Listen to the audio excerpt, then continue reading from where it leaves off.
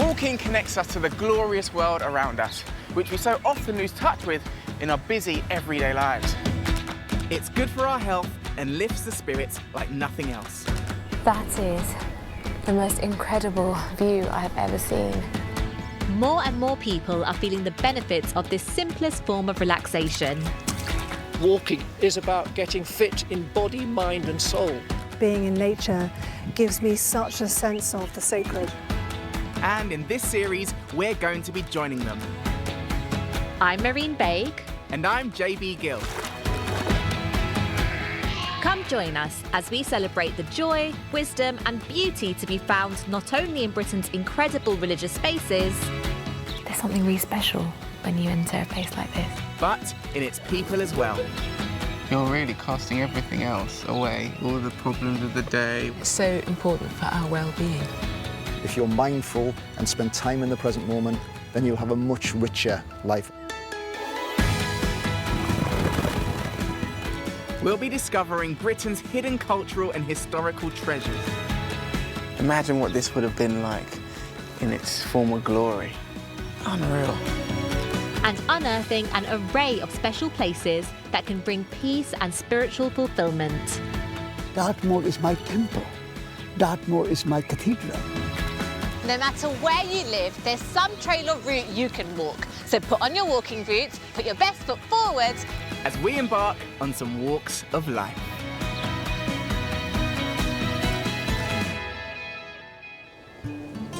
Today, I'm in Shropshire, one of the most rural counties in England, a quarter of which is designated an area of outstanding natural beauty.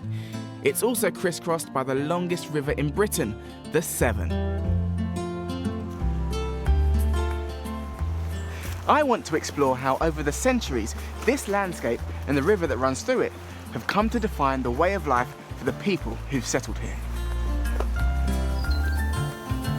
In the last few years, we've had a renaissance of wine growing in this country, and we're giving the rest of the world a run for their money. I'll discover how one family's faith inspired ingenuity that transformed not just this area, but the entire world. It's the innovations undertaken by Abraham Darby which really kick-started a whole series of changes that we now call the Industrial Revolution. I'll take to the Severn itself to try and master a contraption that's been used to work these waters for centuries. I think there's a future for me in this coraclin. How did I do? 4 out of 10. And I'll uncover the secrets of a spectacular ruined riverside abbey and the simple way of life that lives on even today. All Cistercian abbeys were laid out the same. You feel you know your way around, even though this is the first time I visited here. I'll explore a Saxon church that contains the finest collection of stained glass windows in the country. You're talking about 50, 60,000 visitors coming here every year, and once people have been in, they grow to love it. And I'll finish my walk in the county town of Shrewsbury, home to the latest generation of people who draw their lifeblood from the river. From the Romans who invaded to the Normans who built this castle, the one constant is the Severn.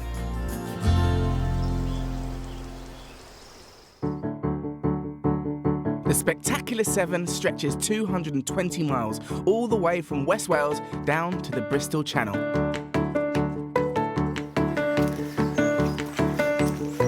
I'll be walking just 12 of those, and the signs are looking good that the rain will hold off for the duration of my journey.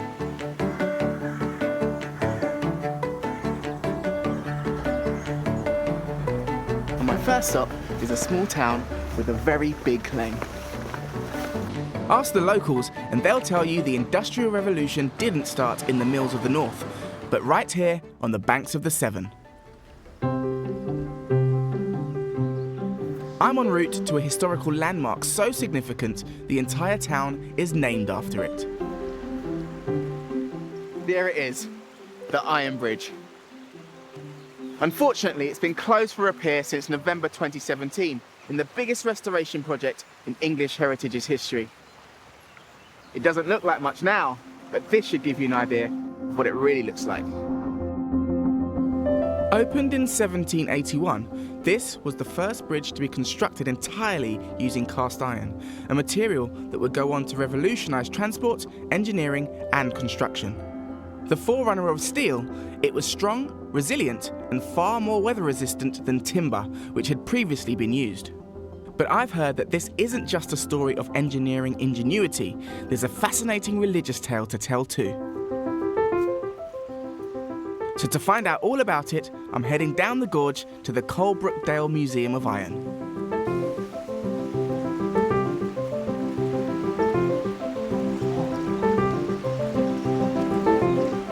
Well, here we are. The museum looks a bit like an old warehouse, so I'm intrigued to see what's inside. Apparently, this is the former headquarters of the Coalbrookdale Company, the family business set up by the Darby family who built the bridge.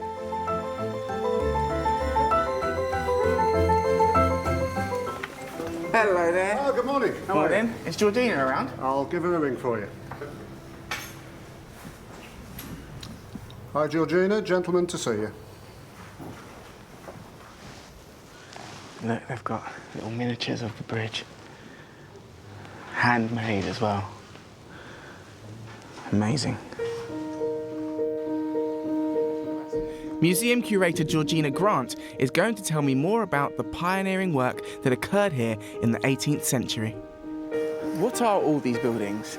So historically, these buildings were warehouses for the Coalbrookdale Company, but now we use them for our Museum of Iron and also to house our library and archives. And how do they link into the Iron Bridge? Well, it was on this site that iron innovations were made that enabled the Darbys to build the world's first cast iron bridge. Georgina explains that although cast iron had been around for 2,000 years, Abraham Darby came up with the idea of smelting iron ore in a blast furnace with carbon-rich coking coal rather than traditional charcoal. And it was then his grandson, also called Abraham, who used this technique to build the Iron Bridge. And was the purpose to be innovative, or was it just a case of trying to do something new? Well, it was a big advertisement for the company, like, look what we can do with cast iron, but also it was a practical solution for a problem. They needed a bridge to cross the river. The River Severn floods quite a lot and they were reliant on boats crossing the river, but with a bridge you wouldn't have to rely on the weather conditions. So it was very much a marketing tool then? Oh, definitely, yes. It was a huge marketing tool to say, look what we can do. Visitors came from all across the globe to marvel at it. The estimated cost of the bridge was around £3,000, so that's £250,000 in today's money, so a lot of money, but it actually cost £6,000 in the end, which meant that it nearly bankrupted the company, but it was worth it. And despite the fact that it went way over budget, was it successful? It was very successful, yes. Within 12 years, all the shareholders had earned their money back, and there were tolls on the bridge. They were in use until 1950. Very lucrative then. Yeah, and everyone had to pay, including military and royalty. The process mastered by the Darbys was incredibly efficient, allowing them to make high-quality cast iron cheaper than anywhere else in the world. And the key to achieving all this success was the family's decision to set up shop here, next to the river.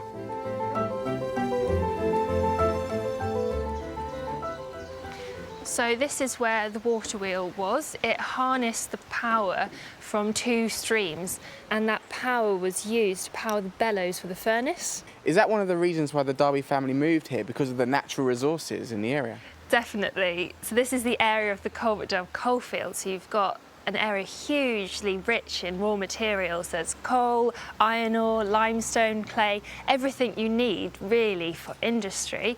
And you've also got the River Severn, which is brilliant also for transporting goods to and from the area.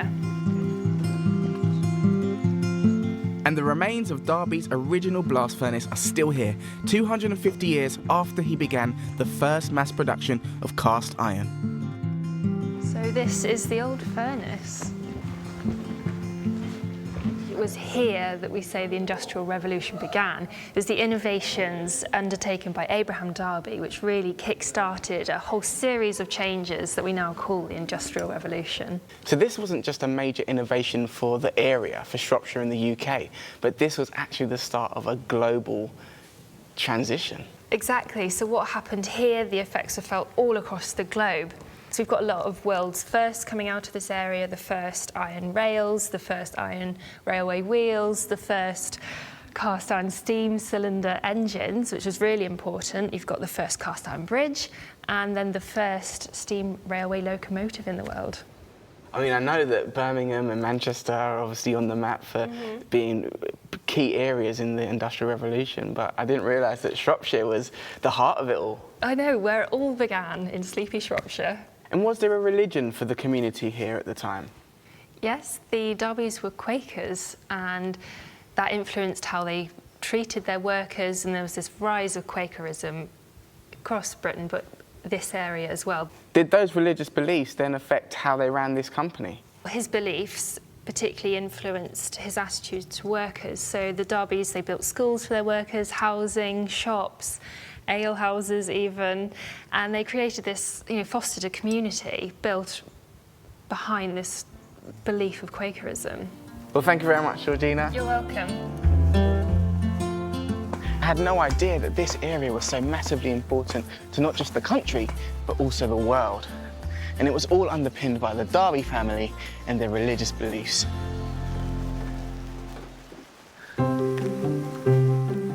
The Darbys are one of many Quaker families who grew to prominence in British society in the 18th and 19th centuries.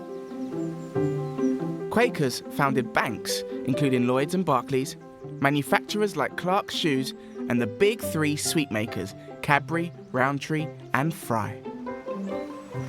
Now, I've heard about Quakers, and of course I know the famous porridge oats. But other than that, I don't really know much about this faith.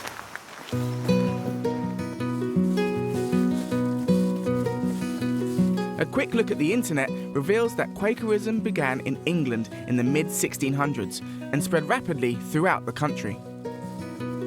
Instead of worshipping him directly, they believe there is something of God in everyone, and they promote peace and social justice. There are still many Quaker groups in this part of the world, so I'd like to see how it's practiced.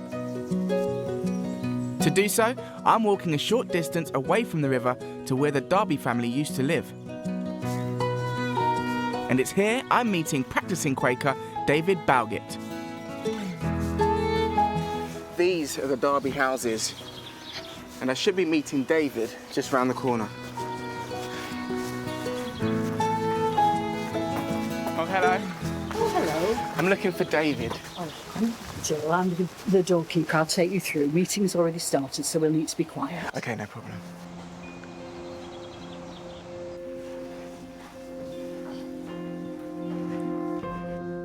Coming into the meeting, the first thing that strikes me is that everyone is silent.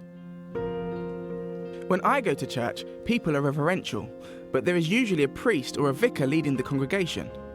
Here, everyone seems to be lost in their own thoughts until eventually one woman stands up to speak. Be patterns, be examples in all countries, places, islands, nations, wherever you come. Surprisingly, this doesn't spark a conversation. People listen patiently, but when she sits down, the silence resumes. It's unlike any worship I've ever seen before.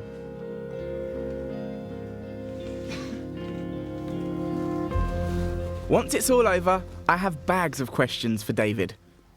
Should we go down here? Yeah, that's fine. So what exactly did I just experience? I hope you experienced some kind of connection with the divine. I mean, we feel that most churches, they have things like hymns and music and sermons. And we as Quakers feel that actually that gets in the way. That kind of sort of spiritual dressing doesn't actually help us. So we cut it out and we go back to basic principles. And we focus simply on silence. And in that silence that we feel the presence of what we may choose to call God.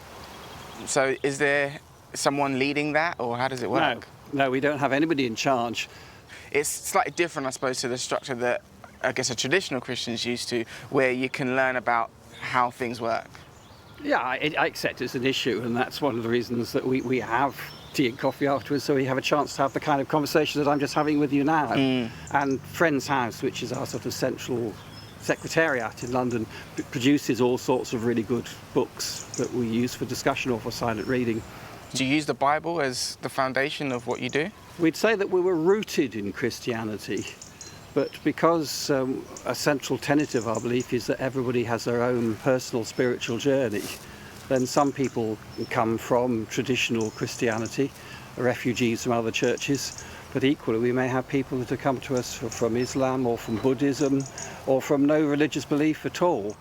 So what are the key principles to Quakerism? There probably is only one, that there is that of God in everyone. So you begin by that principle, then you're saying that everybody is equal. And that means, of course, that well, we're pacifists, because if you believe there's a spiritual dimension to everybody, then you can't kill them. It's why we're very keen on the environment, because we means we have a responsibility for the next generation.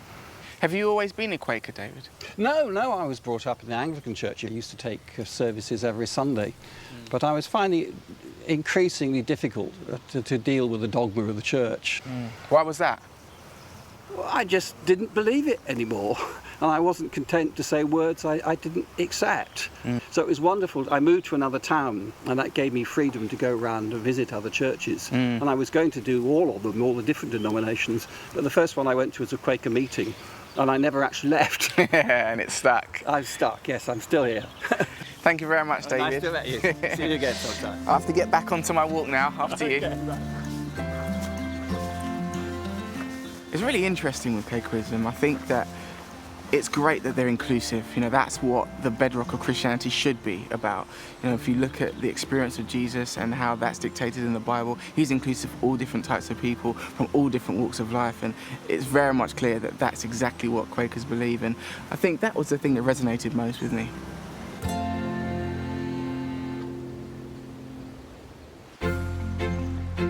With the sun still shining, I'm now ready for the next part of my journey. I'm heading about a mile to the west to reconnect with the river. The Severn Valley has always attracted human habitation. Archaeologists have discovered artefacts dating back to the late Neolithic period, the very dawn of man. Since then, numerous civilizations have come and gone, and though culturally they were all different, one thing united them: a reliance upon the natural resources provided by the waters. Nowadays, it's mostly used by local communities for recreational activities, some of which developed from the traditional ways people harnessed the river in the past. To try one of these out for myself, I've arranged to meet a man called Gerwin, who I'm told is an expert on a type of boat that was apparently first used here as long ago as the Bronze Age. There's a bit of a path down here.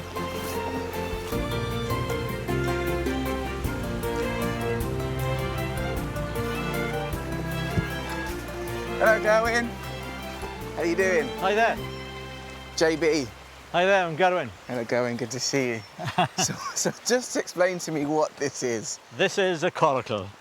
It's an old fishing boat. How would they use them for fishing? Use them with nets. They'd have drifted down the river, which essentially the coracle is a drifting craft. They drift down the river with a net stretched between two coracles, and they'd catch the salmon that way. So what's it made of? These are the ash laths. Oh yeah. Okay, that are cut locally, and then this is the calico, which is stretched over the frame, and then it is painted with bitumastic paint. Oh, okay. Traditionally, these would have been made out of willow, or sally as I used to call it, and then sometimes they were made with the cowhide. There are lots of different styles. This is an iron bridge coracle. There are Welsh ones, and we've even got an Iraqi one, really, if you really want to push your leg. Really? Yes, indeed. So what's unique about the iron bridge coracle? Well, they're all fundamentally round or roundish, but the iron bridge one is really quite dish-shaped, and it's more round than most. So what's better, the Iron Bridge coracle or the Welsh coracle? What a question to ask me, eh? Huh? As a Welsh speaker, it has to be a Welsh coracle. Of course. Of course. And is coracling a popular thing? Very, very popular indeed. You know, when we started doing the coracle regatta 20 years ago, there was only about half a dozen of us. You can now see 30 or 40 coracles on the bank holiday Monday, and everybody enjoys their coracling because they're easy to build. So can I have a go? Of course you can. Yes, we have to get a life jacket on you and put you in the water. It's nice and easy. Are you sure? I will be able to do it? Well, we'll see. All right, well, I'm going to learn from the master. Cute. So put your foot in the middle of the boat, okay? Yep.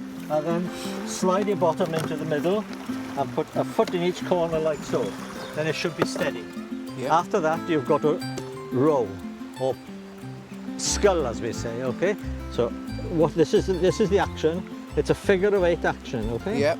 So you do the figure of 8 action, then it'll pull the coracle forward. Okay. Are you ready for this now, JB? Yeah. Ready as I'll ever be. Go, right, okay, let's go. Yep. The other way round. Which way round? Okay. This is, yeah, I thought you were going to having me on already. All right, here we go. Now, I'm originally from Croydon, and a water baby I am not. This could go horribly wrong.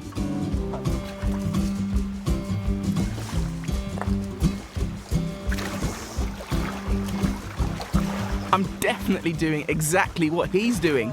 So why aren't I going anywhere? It's really tough on the shoulders when you're doing this, especially when you're going against the flow of the current. Eventually though, I think I'm starting to get the hang of it. I think there's a future for me in this coracling.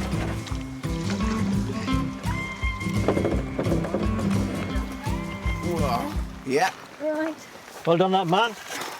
Excellent. There we go. Lovely. Thank you. Well done. That was cool. Excellent. How did I do? 4 out of 10. Brilliant. Well, I'm still alive. I'll take it.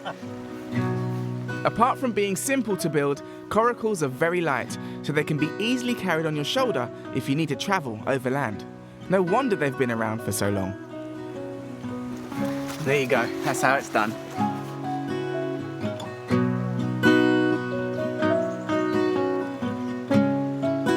I must admit, that was quite a lot of fun. And it might have looked easy, but actually it's quite hard going, especially when you're going against the current. One of the best things about coming to local places is being able to take part in local traditions. And I think it's so important to keep things like coracling, which is so unique to Shropshire, alive. No rest for me though. It's on to the next place.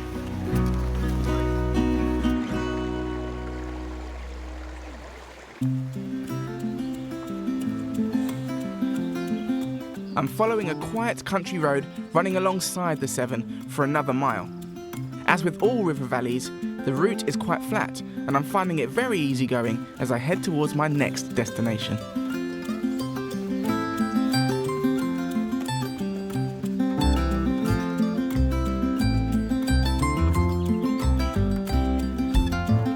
Because people have always lived along the banks, as you travel along it, you encounter evidence not just of the ways they lived, but the ways they worshipped too.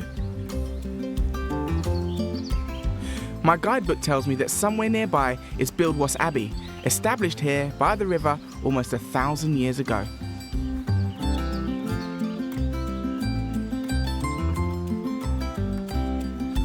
Ah, this looks like the place. We've even got ice cream too. This abbey was built by the Cistercians, a Catholic order of monks that originated in France and who live an austere life of devotion and self-sufficiency. Could I get a ticket, please? Yep. It's now looked after by English Heritage. Thank you very much. It's more than worth the £5 admission fee.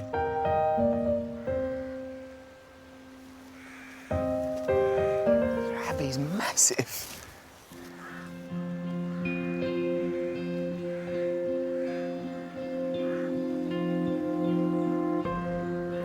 It's unbelievable, some of the detail on these arches and the pillars. Unreal. The abbey was apparently closed in 1536 by order of Henry VIII. It's one of thousands of Catholic buildings he shut after the Pope refused to allow him to divorce his first wife and marry Anne Boleyn. Imagine what this would have been like in its former glory. The Cistercian order still exists today, and I'd love to find out how their worship has evolved since this magnificent place was in its heyday. That looks like the man I've come to see. Abbot Joseph the Largy has travelled from his home in Leicestershire, in the UK's only surviving Cistercian community, to meet me. Hi, Father Joseph. Hello, nice to meet you. JB. Nice to meet you, JB. So are you familiar with this place? It's very impressive. It really is. No, it's the first time I visited this particular ruin. I have visited some of the others, but not this one. But you're a Cistercian monk, aren't you? I am a Cistercian, correct, yeah. And this is from that? Definitely, yeah. This would have had a community of Cistercian monks living the same life as we do to this day. So what's involved with being a Cistercian monk? We follow the rule of St. Benedict. We live to a very strict timetable. We have 7 church services a day, starting very early in the morning. But just like the monks here, we'd also have to work to earn our own living and spend time in prayer and meditation. It's timetabled community life. How did you come to be a Cistercian monk? When I was 18 or so, when I was discovering my faith, I thought monks were just people from the past. I didn't think there were still monks today. But when I heard there were still monks today, you know, that's what I want to do, that total, give my life totally to God in that way, coming apart from the world and living that kind of separate life. So it's a very focused life. We live within the monastery, we very rarely come out, we don't have holidays and things like that. But it's a very full and satisfying life if it's the life that you're called to. And how many of you are there? There's 24 in the community today. Similar to the number of monks that would have been here in most of the history of the abbey, yeah, 24. Oh, really? Yeah. I imagine there would have been more. At the very beginnings, there would have perhaps been 100 monks, but after the first 100 years or so, the numbers came to around what they are today. Yeah. So where are we standing now? This would have been the actual sanctuary where the high altar would have been, and so the main central religious service of the day would have taken place here. So this would have been the real heart, the centre of the abbey, and there would have been seats there for the priest saying the mass to sit, and there would have been one main celebration here each morning. But then there would have been little in the side chapels next door. There would have been celebrations as well. That would be the Eucharist, the Mass. Okay. Yeah, they would have celebrated that each day. Yeah. So does this feel similar to the abbey where you are now? It does actually. There's a number of things that, particularly the size of it, the pillars are similar to the pillars in our church. But just the layout, all Cistercian abbeys were laid out the same, and so it's very similar. You feel you know your way around, even though this is the first time I visited here. Why would an abbey like this have been built here at that time? One of the very important things was the source of water, so it's right on the banks of the River Severn, and they would have been able to fish on the river as well. So I think the river would have been a great attraction to them. Well, thank you very much, Father Joseph. Okay, nice meeting you. Appreciate your time and safe journey back, okay? Thank you very much. Thank you.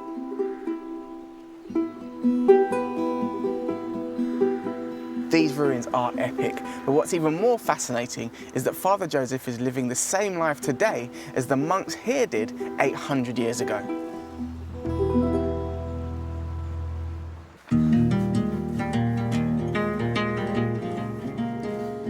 Leaving the abbey behind, I'm rejoining the river about half a mile upstream.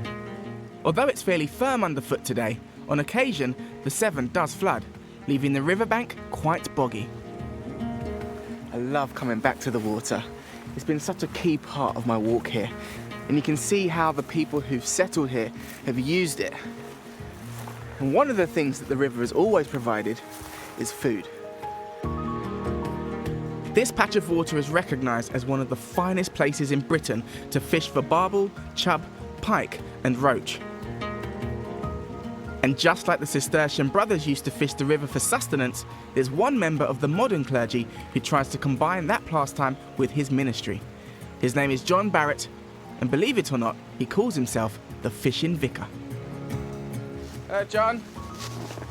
Oh, hi there, JB. How you doing? Yeah, really good to meet you, excellent. I've got a seat all set up for you, so let's get you to, as they say in my trade, take a pew and we'll sit down. Nice. I love the fact that you're known as the Fishing Vicar. So how did you manage to mix the fact that you're a vicar with your love for fishing?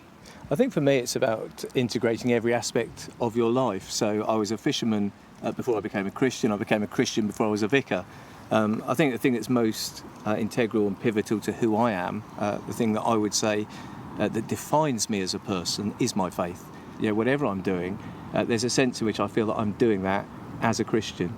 Absolutely. Well, can I do some fishing now? Yeah, absolutely. We'll get you casting out, and after that there are no promises, but we'll see what happens. Exactly. All right, what do I need to do?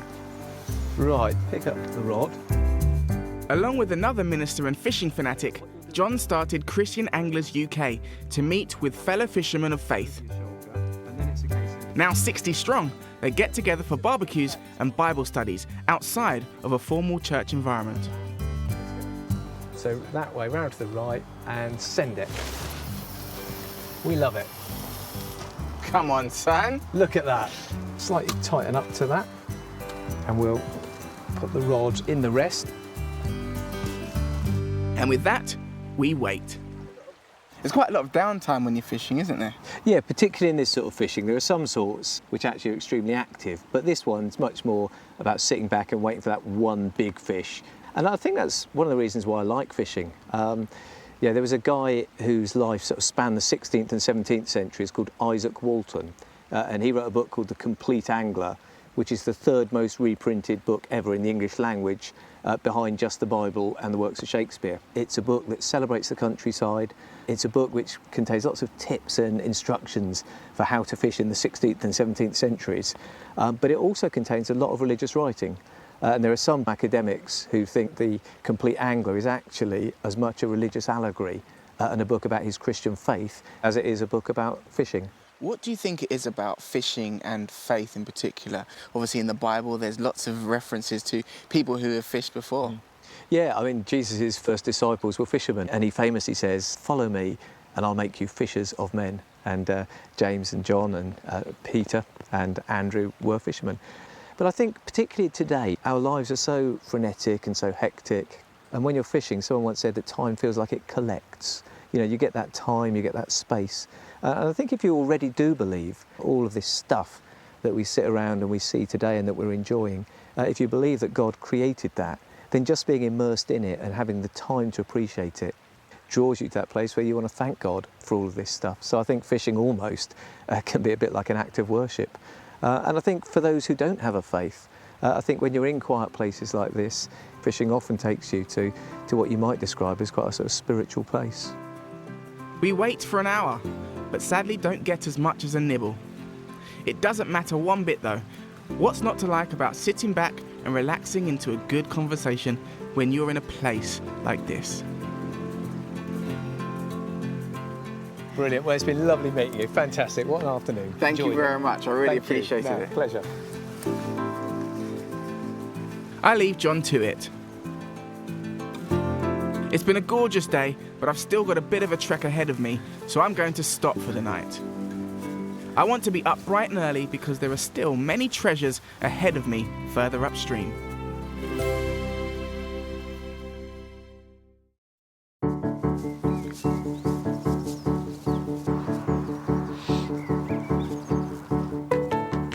I think this is amazing. Just over there are the remains of what used to be the 4th largest Roman city in Britain. I can't believe that thousands of years ago, this was a bustling civilization. Originally called Viraconium, Wroxeter was a prosperous city, which at its peak had a population of 15,000 people. And they built it here because, like the early civilizations before it, the Romans realized they could utilize the river. Morning. Good morning.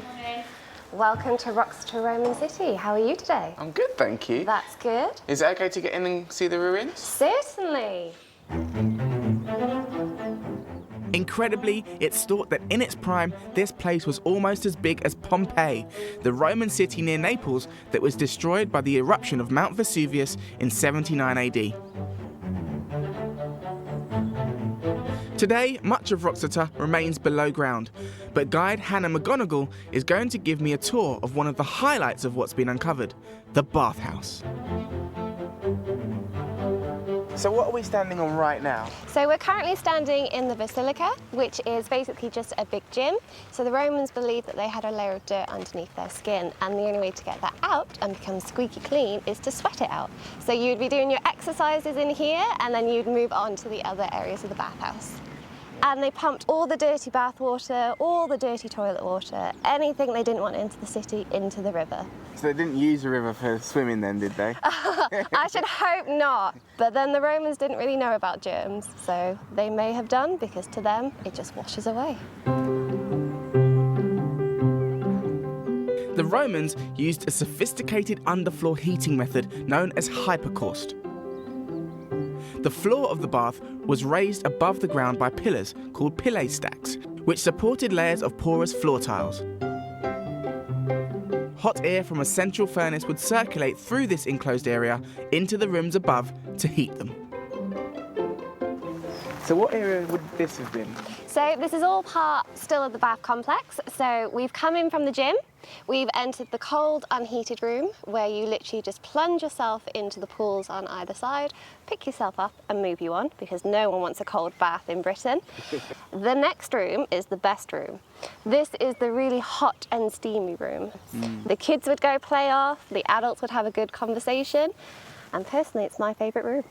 So it was a real meeting place then, wasn't it? Yeah, it was just like a modern day coffee shop is today. And did faith play a part in what they were doing in those days? So there are many areas in Roman life that was affected by religion and faith. Here in the bathhouse, although you may not think it, it was also ruled by religion. If you'd got an eye infection from all the dirty water in the area, you could bring offerings to the gods to help cure your eyes. Everything changed, however, in 1313 AD, when the Roman Emperor Constantine made Christianity legal, and it rapidly spread throughout the empire. You basically see the old temples being torn down and remade into more altars and private shrines. We also have St. Andrew's Church, which soon cropped up during the last few years of Roman occupation here as being their main epicentre. You must go and see it. Definitely.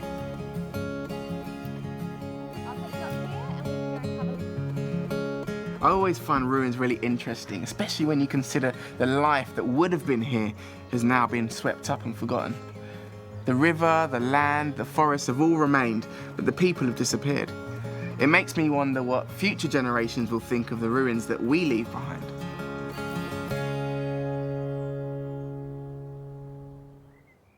So my next stop has to be St. Andrews, half a mile down the road.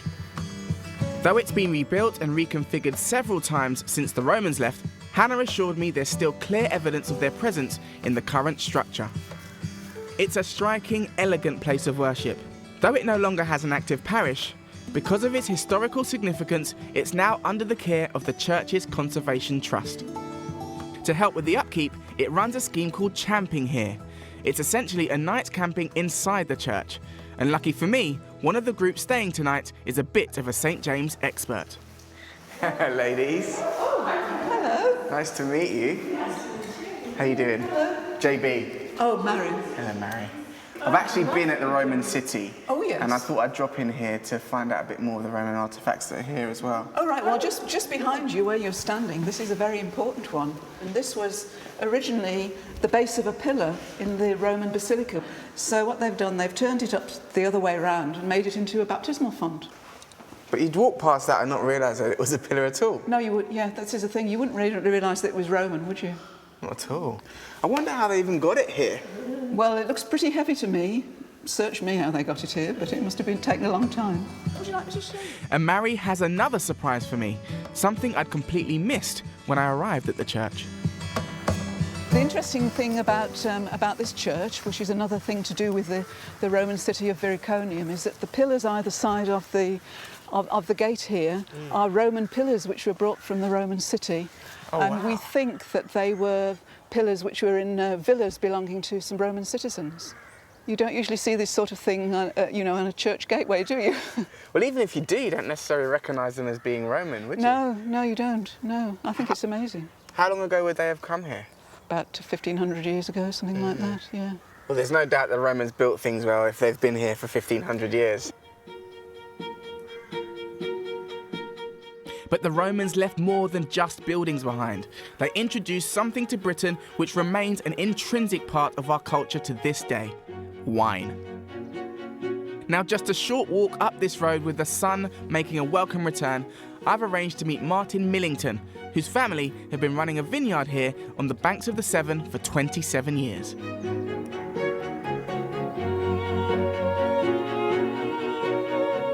Hello, Martin. Hello. How you doing? Nice to meet you. You too. What are you up to? Well, we're picking here at the moment. Hey, just by chance, I've got a pair of secateurs for you. There we go.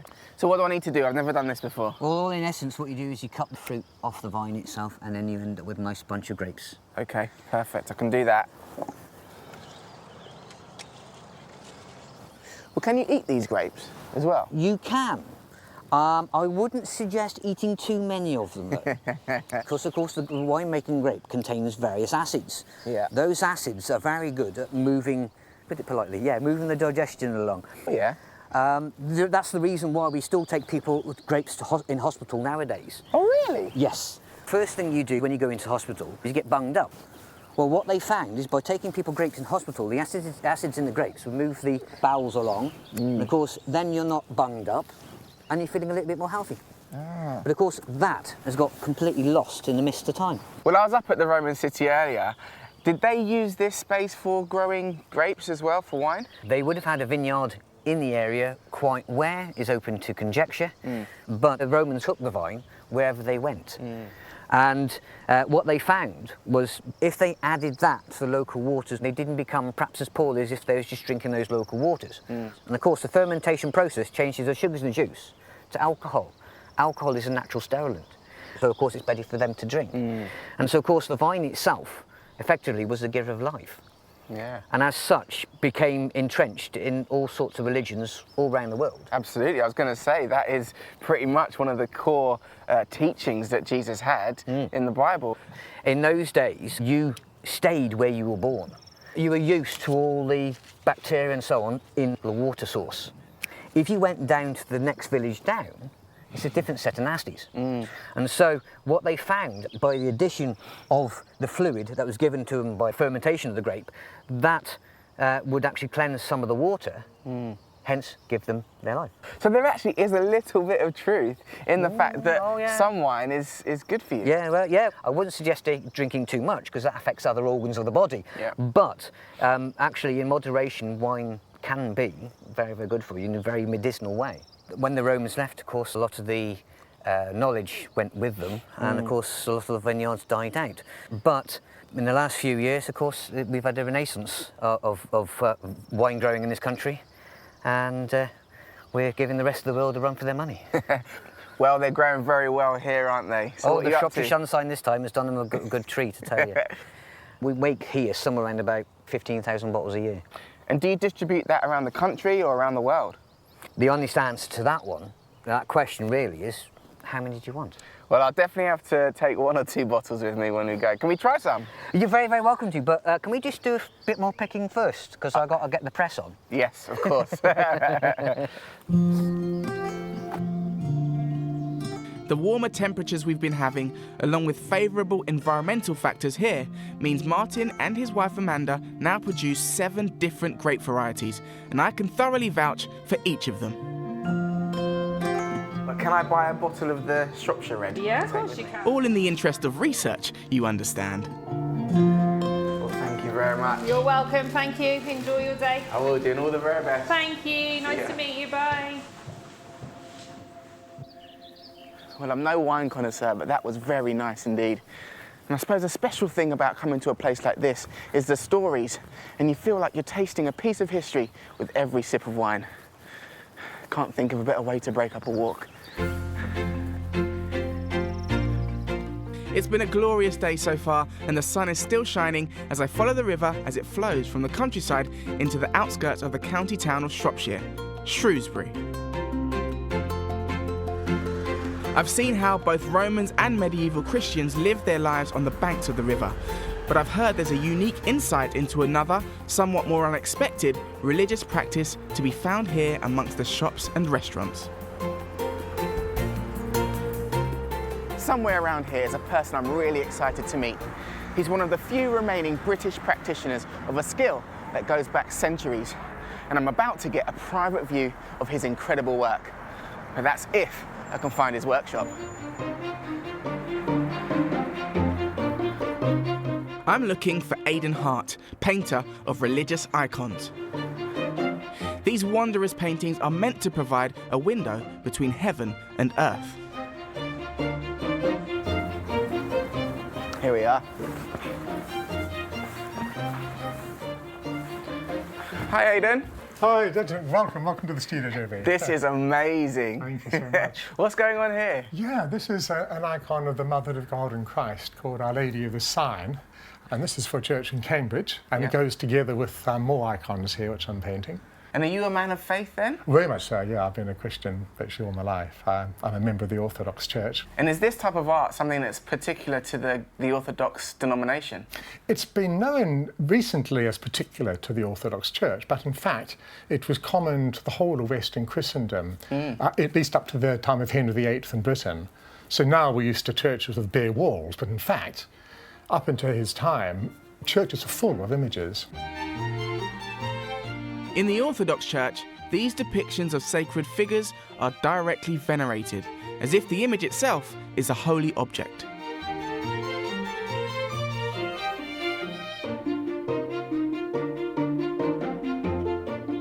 Where do you get the inspiration for drawing the icons? Do you copy something or look at something and then Yeah, you're translate sort of working it? within a language and a tradition. So on the one hand, I don't just make up anything that comes into my head. On the other hand, it's not a dead copyist tradition. So for this icon, I drew from 5 different icons to compose this one. The inspiration. Yeah. And how long would it take you to paint a commissioned piece like this? Well, including making the panel, putting the plaster on and the gilding and the painting and the design, probably about 3 weeks for this one. Okay, so relatively quick. I'm pretty quick. I've been doing it 35 years, but yeah. But the actual painting has been about 2 weeks, I suppose. And where did you learn to do something like this? There was no one around for me to study under, so I've just had to use my eyes really as my teacher. I'm quite analytical, so when I see a masterpiece, I've learned to think, not that's just beautiful, but why is it beautiful? So I sort of study what layers I put first, what layers on top. A lot of scientific research is done nowadays with modern equipment, and they can tell you precisely what pigments are used and how they're laid up. So all those. It's a slow way to learn, so that's why I run this part-time icon course. The Prince of Wales has a school called the Prince's School of Traditional Arts. So I run a 3-year part-time programme to speed up the learning process. Yeah. And do you feel like you have to have a real knowledge and understanding of the biblical text as a foundation in order to create something like this? Oh, certainly, yeah. You need to know the scriptures, the hymn texts, which are very theological, but above all, have a living relationship with the saints you're painting.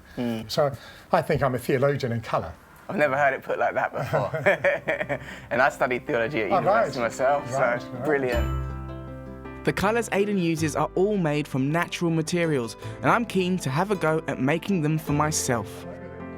Yeah, come over here and I'll get you to prepare a bit of blue pigment. I grind up this beautiful stone azurite. Yep. So you crush it up first, and then we put the half-ground powder here. Yep. And then a bit of water. We grind it with this, with some water. Not too much, just a few drops. And it gets finer and finer the more you grind. Yeah.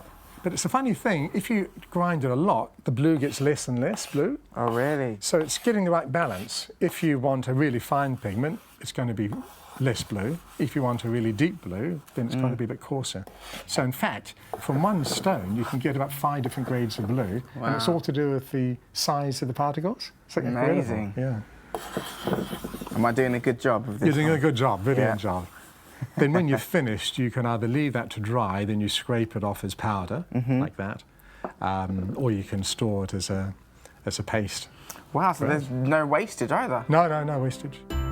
Now Rembrandt I am not, so very wisely Aidan doesn't let me loose on one of his works in progress. But it's lovely to try it out. It feels like normal paint, but it's interesting to know that you're using all natural products. It's very therapeutic, isn't it? Yeah. I know you made your own pigment. Great. So some of the techniques that you're using now, the Romans would have used as well? Haven't changed at all, yeah? Well, thank you so much, It's been a Aidan. real pleasure, JB. It really has been an absolute pleasure. Thank you very much, and mind how you go. Thank you, good journey. It's amazing to see someone like him who lives and breathes every aspect of his work. It's like an expression of his faith, and it's almost like he's painting while he's praying. And it draws him closer to his faith, that's for sure.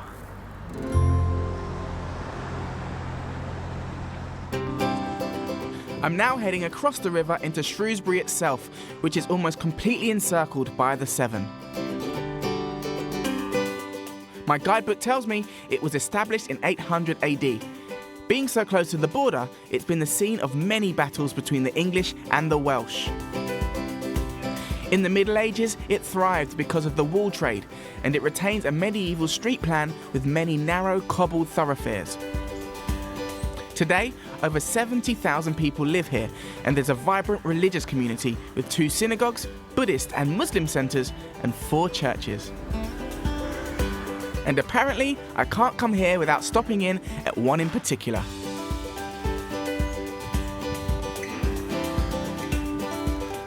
This is St Mary's Church, and it's home to 14th and 19th century work depicting the events of the Bible.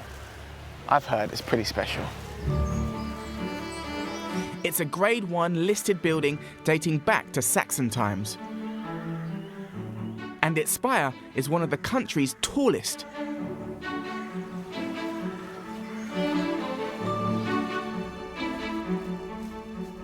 The moment I step inside, I'm overcome by the beauty of its dazzling stained glass windows. I've seen stained glass windows before, but this is quite simply spectacular. St Mary's is considered one of the most beautiful parish churches in England, and these windows are considered some of the greatest of their kind. I'm keen to talk to local guide Stan Stedman to find out all about them. Hello, is it Stan? It is, yes. Hello, Stan, JB. Hiya, JB. Nice to meet you. So this is just unbelievable. It is. It's quite magical, isn't it? It's a Jesse window, and that basically is telling the genealogy of Christ through the family of Jesse, starting with David, who was the son of Jesse, and then just above him is Solomon. And you can recognise them as kings because they've got the crowns on their head. I mean, you just look at it and you can tell. It's so warm, it's so vibrant. Yeah. And then on the outside, at either side, the 2 panels are the prophets of the Old Testament, which would have referred to the coming of the Messiah. You've got Joseph and Mary at the top. And along the bottom is the family that actually gave the window. And we know it's 1350, roughly, because behind the reredos it says, "Pray for Sir John Charlton," not pray for his soul. So we know he's still alive. Yeah. We know his sons are a certain age because they've been made knights. So you give a rough estimate of how you get the date of about 1350. But why were these stained glass windows put here in the first place? Basically, they're telling stories. I mean, as you go around, you'll see panels which will tell a story of the Bible, because there were no books.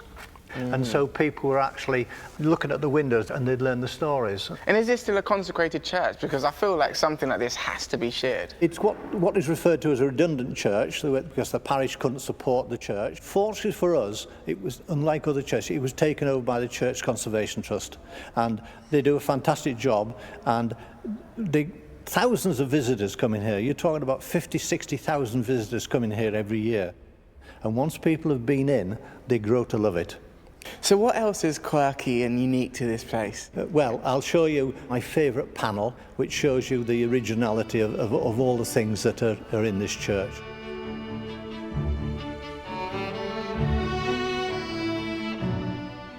Okay, so if I just show you here, my favourite panel. The ones on the outside are what are called votive panels, where people are praying to their patron saint for guidance or what have you. But the middle one is the betrayal of Jesus by Judas in the Garden of the Gethsemane.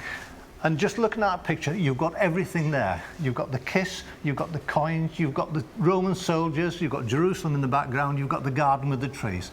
Absolutely beautiful. And the colours are so rich. And you were talking about 1600 and the colours, the richness of those colours. And I just love it because of that story and the way it portrays it. But it is just stunning. I mean, it looks like it's in 3D. Yes. There's no sun behind there. No matter what day you come in, that window will look like that. Well, thank you so much, Stan. It's fascinating. It's been a pleasure. And I'm glad to show you one of our treasures.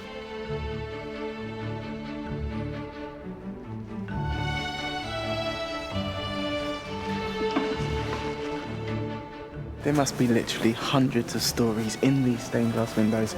I could stay here for hours, but unfortunately, I've got to keep it moving. I'm coming to the end of my journey, but there's one final stop that's perfectly placed to help me reflect on everything I've seen.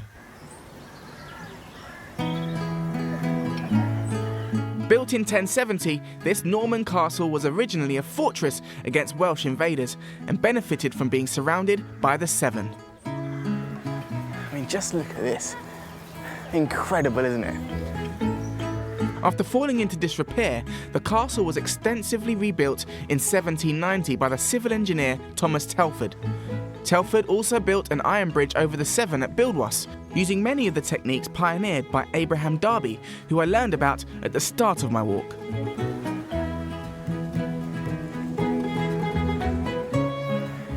It really is great up here.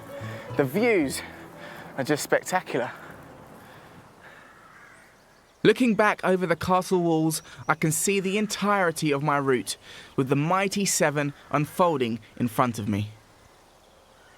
When I think of everywhere I've visited, of the evidence I've seen of all the different civilizations who settled in this region, from the Romans who invaded to the Normans who built this castle, even the ordinary men and women living and working around here today, the one constant is the Severn. Our rivers are the lifeblood of our landscapes, a resource of food, transport and power. They also provide inspiration for those that live around them. And as I've learnt on my journey, people have been using them as sources of spirituality and well-being for centuries. I can totally see why. This really has been the most inspiring walk.